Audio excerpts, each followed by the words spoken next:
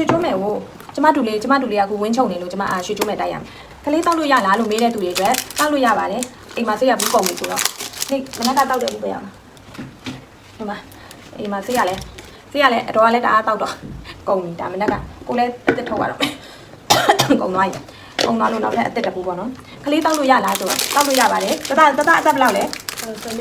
10နှစ်ခွဲနော်10နှစ်ရှိပြီအသက်10နှစ်ပါဝင်းချုပ်တော့ဝင်းတအားချုပ်တယ်အိမ်သားထဲမှာတစ်ခါထိုင်အကြာကြီးပဲဆိုတော့သူဒါလေးတိုင်နေဒါလေးကဝင်းနှုတ်ဆေးလည်းမဟုတ်ဘူး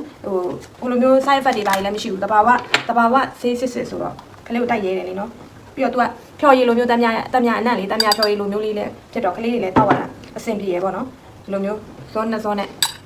ကလေးတွေကြတော့ဖြော်ပြီးတော့ရင်းနဲ့ဖြော်ပြီးတော့တိုက်ရမှာပေါ့နော်ဒီကဟိုဟာအိတ်လေးကိုလုံးအောင်ပြန်ပိတ်ရတယ်လေးလုံးအောင်လို့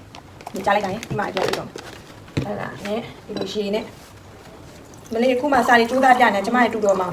စာမင်းစာချက်ခိုင်းရင်ရုပ်ကိုကြည့်အဲ့ရုပ်စာချက်ခိုင်းလို့တနေ့ကုန်အမှကွန်ပျူတာကြည့်နေရမမဖြစ်ဘူးသူ့ဘာရအမှ iPad တင်လိုက်ပြီမာ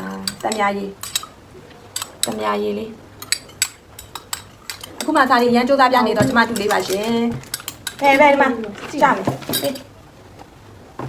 တာကင်မရာရှက်နေကင်မရာကိုရှက်နေတာကြောက်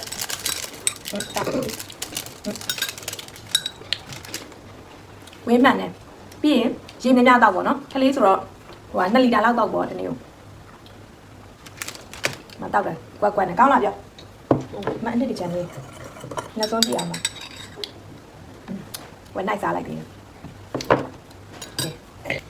ကလေးတွေတောက်လို့ရပါတယ်နော်ကျမကမှဖျားရှိကိုကနေမှဝင်းချုပ်လို့တဲ့ဆိုသူ့တိုက်ရပြောတိုက်ရသေးတယ်